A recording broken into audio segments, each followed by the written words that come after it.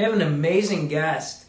I met him recently before we went into quarantine, and I met him, interesting enough, on a rooftop. And it was the rooftop of the Book Tower. And if anybody knows the Book Tower, they know that that's probably one of the coolest buildings in Detroit. And I'm a huge fan of him and his music and his vibes. And then when I met him, I'm like, this dude is cool. So I meet Will, and then we start, texting. And he's my friend, man, and I'm so proud to bring him on, and I'm going to do that right now because we got a lot to talk about. Hey, hey, What's up, man? hey, How's things? appreciate being here today. Thanks for having me, man. Okay, what city are you in, by the way? Hey, Heather. I'm not I'm not even in a city. I'm in this tiny place called Clua, which is it's near Bristol in the UK. Middle of nowhere in the countryside. It's beautiful here. I love it. It's very different to Detroit, but it's kind of similar to like northern Michigan. How many people live there? 50 people. Holy. Now we're talking Literally. about social distancing for sure. There's more You know, there's more cows than humans, 100%. I call this time social weirdness because this is a time in life that, I mean, I don't think anybody in the world has experienced this kind of epic type of viral situation that has swept the world. Let's get into you a little bit more. So I meet you and I'm like, dude, where are you from? And you're like, I'm from the UK, but I live in Detroit. I'm like, whoa, you live in Detroit? Tell me about that. What made you move to Detroit? Because you could be anywhere in the world. Yeah, so it was a point where 3 years ago, I started touring. Well, I've been touring in America for about 5 years now. And what I used to do is I used to just go to the States, do like a 4 month tour, rent like an apartment for 4 months, and then come back to the UK and tour here and work in the studio here. And I just needed a place full time to be. So I was playing a Movement after party 3 years ago. At I think it was at the Fillmore. This one was it? Yeah, it was at the Fillmore. Um, with Dirty Bird, and I was at Claude Von Stroke's parents' house because he's from Detroit. Um, so I was at his parents' house, and we were all talking, and lady called Jen Lyons was there as well, who's like a big promoter from New York and also Detroit. And I was talking to everyone, and I was like, I need a place to live full time. And I was thinking of move. I was living in New York initially, and I was thinking of going back to New York. And Jen was like, well, why don't you just move to Detroit? And I was like, it never even crossed my mind. For me, it was like, I lived in LA before. I didn't like LA. So I moved to New York. New York's my favorite place in the world. But I didn't really want to spend 4, 5, 6 grand a month on rent in New York. And Jen was like, yo, I have an apartment block. You can come and stay at like one of my friends. And I was like, okay, let's try it for a month. And then I ended up just moving a few places around Detroit, ended up downtown. And then 2.5 years later, I bought a place in Detroit. So I'm kind of part of the furniture there now. Love it. Love it. So when you're in Detroit, which you're not now, what are some of your favorite spots, like your restaurants, your hangouts? Where do you like to go? So I'm like a big ramen fan. So I really like Ema. Ema and Yeah. Urban Noodles are really Yeah. good. Magnet. Have you been there? Magnet. Yeah. Magnet. Have you Same been there? owner as Takoi. Yes. Yeah. See, I've not been to Takoi, but Magnet is really good. And I'm supposed to be going to. I was supposed to be going to Takoi, but obviously I'm not there now. When I first walked into Magnet, like I thought we were like in like Blade Runner. It's like got this like really weird futuristic kind of vibe in the restaurant, and like the blue lights is beautiful. It's really well done. I Totally. like it. Um, Yeah. but Magnet Emo is definitely two of my favorite restaurants there. Seldom Standard's pretty good as well. You've performed all over the world. Am I correct by saying that? Yeah, there's some countries I haven't, but we're getting there. When you're in Detroit, which venues do you like the best? And I'm curious, where have you played in Detroit? I played Fillmore, Magic Stick, Grasshopper. That's not technically Detroit, but people call it Detroit. It's in Ferndale. Played at Red Door. I threw a party at Red Door, which was cool. And then last party I played was at Artist Village, which is like North Detroit. Okay. And then I've I know where also that played is. It's right off the yeah, lodge, right? Right yeah, off yeah, the yeah. lodge. I've also played Burt's Warehouse as well. What about Masonic? You ever been to Masonic and played there in any way? I've been there, but I haven't played there. Okay. So there's two huge festivals in Michigan. There's Electric Forest and there's Movement. So when you look at those two, first of all, have you performed at either one? And what are your thoughts on Detroit being sort of the home of EDM? So Detroit's more so the home of techno. It's where techno kind of started. It has an amazing history. Lots of kind of old techno producers that kind of started the whole techno scene came from Detroit.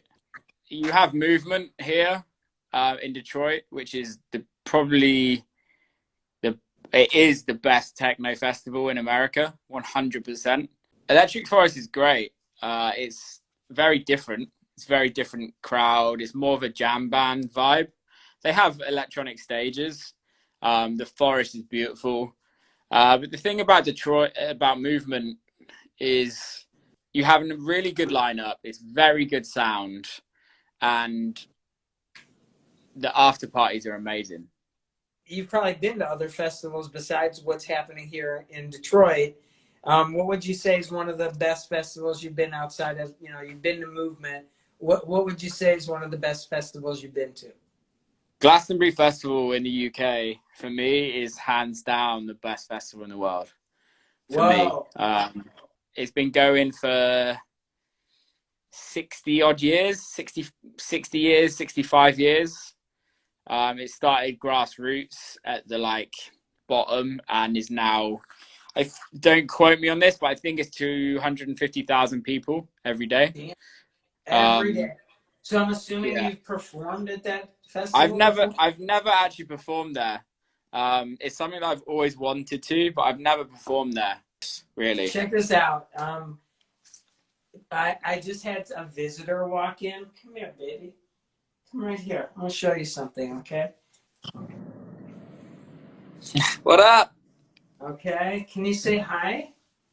Hey. Can you say hi to Will? Look in there. Here, let's take this out for a second. Say hi, Will. Hello. Yeah, she wants to be in on this, but honey, you need to look at the camera if you want to be a star one day. Oh, look over here. Look how pretty you are. Like the length of. Oh, here's another one. What up? There's another one. We got babies and babies and babies around here. Say what's up, Masterby. Yeah, that's what we do while we're working. So the shows that you got coming, or the friends that you have, like the artists that you deal with are fire. And I'm curious because you've probably been to so many festivals, whether you attended or performed. Maybe you can tell me what is probably the most craziest show story you can remember. There's always a go-to story, which is not that crazy. Like my DJ, I'm not really a party. I'm not really like a crazy DJ. I don't drink. I'm like usually don't after party or anything like that. However, I was on tour in Australia with a mate of mine called Kill Frenzy. And it was my second tour in Australia. For some reason, we were on our way to Melbourne, and for some reason the weather was super bad in Australia. Our flights got cancelled, which means that our show got delayed. But it was a day party in a place called Revolution, which Revolution is the best club in Australia. Hands down, it's the best venue in Australia. So we ended up landing and then having to just drop our bags off and go straight to the venue, which happens a lot. However, we were only supposed to play for like an hour and a half each. And we ended up playing for 12 hours, I think. It was just something insane. And it was just like one of those parties where we both weren't feeling it at all. But when we got there, the party was so good. It was just like we had to stay, and we just kept on playing and carried on playing for like hours. And at that time, Kill Frenzy had a record out called Gorilla, and Gorilla was like the anthem of that club at that time. And we didn't know. He didn't know. We didn't know. So he played it, and people were literally like hanging off the roof, like they were hanging off the light shades. It's just like it was just an amazing party. I love that. Well, but yeah, listen, when the new normal comes around, I hope that party still exists because I want to go with you. it definitely will. Let's talk about your label history, a little bit about that, because I know you've been with some really good labels, but I'm curious, maybe you can explain a little bit more in detail. Yeah, so if the label that most people know me from is a record label called Dirty Bird, which is it started in San Francisco. I did most of my first releases on Dirty Bird. My first ever release was on a label called Anabatic, which was kind of another label that came from Dirty Bird, one of the artists called Worthy. And then last year I started moving on to more European labels. So Denson Peaker's Needed Pains, Adam Bayer's Drum Code, also Adam Bayer's True Soul, Alan Fitzpatrick's label called We Are the Brave. And then January, I launched my own label, which is called All We Have Is Now. And that's kind of where I'm releasing all my records as of now and for the foreseeable future. So can we hear, like, do you have new music that you're going to drop on, Apple or SoundCloud or one of these other platforms while we're in the quarantine? Yeah, so I've literally, on Friday last week, I've just released a new record called Hallelujah, which is it's not out on SoundCloud. Don't put music on SoundCloud, but put music on Spotify, Apple, Beatport, everything like that. And people can go check that out now. That's cool.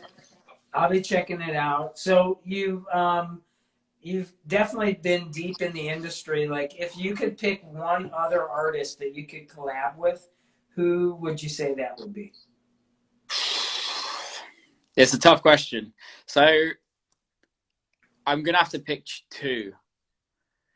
One of them is a band called Faithless, but it's a UK band that's like electronic music. One of the reasons why I'm here, their old lead singer, who's kind of the most famous part of it, is Maxi Jazz. He's like a UK kind of vocalist, but he's amazing. I'd love to get him on a record. He's unreal. I'd also love to work with Chemical Brothers. They're also like one of my favorite artists out there. They're amazing. Those are the two that I'd love to collab with one day. Are you listening to these artists right now as you're, creating new music, or what are you listening to while you're home, and what are you doing? I'm like writing a lot of music of myself, so I'm not really listening to much.